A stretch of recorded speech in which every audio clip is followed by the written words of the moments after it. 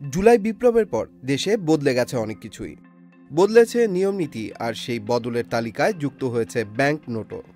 দেয়াল জুড়ে লিখে রাখা জুলাই বিপ্লবের রক্তাক্ত সংগ্রামের চিত্র আর গ্রাফিতি এবার সংযুক্ত হবে ব্যাংক নোটেও। টাকার নকশা থেকে বাদ যাচ্ছে বঙ্গবন্ধু শেখ মুজিবুর রহমানের ছবি। এর পরিবর্তে ২০, ১০০, ৫০০ ও ১,০০০ টাকার নোটে জুলাই বিপ্লবের গ্রাফিতি সংযুক্ত করার সিদ্ধান্ত নিয়েছে সরকার। সরকারের পক্ষ থেকে ইতিমধ্যে এ বিষয়ে বাংলাদেশ ব্যাংককে চূড়ান্ত অনুমোদন দেওয়া হয়েছে। নতুন নোট ছাপানোর জন্য কার্যক্রম শুরু করেছে টাকশাল।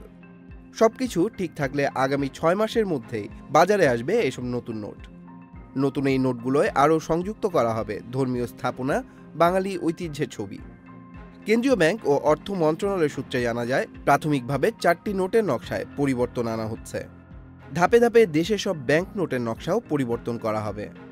বর্তমানে নকশা পরিবর্তন না হয় সরকার পরিবর্তনের পর বেশিরভাগ নোট ছাপানো বন্ধ রেখেছে টাকশাল। নতুন নোট ছাপানোর বিষয়ে মূল সুপারিশ করবে কেন্দ্রীয় ব্যাংকের মুদ্রা ও নকশা উপদেষ্টা কমিটি। এই কমিটিতে রয়েছেন চিত্রশিল্পীরাও। এই কমিটি টাকার নকশা চূড়ান্ত করে সরকারের কাছে প্রস্তাব পাঠালে তা অনুমোদন দেয়া হয়। বাংলাদেশ ব্যাংকের পক্ষ থেকে জানানো হয়, আগামী ৬ মাসের মধ্যে বাজারে আসতে পারে নতুন নকশার টাকা। ২০২২-২৩ অর্থ বছরে নতুন নোট ছাপাতে ৩৮,৪০০ কোটি টাকা খরচ করা হয়েছিল। Tanmoy Mahmud, Channel I online.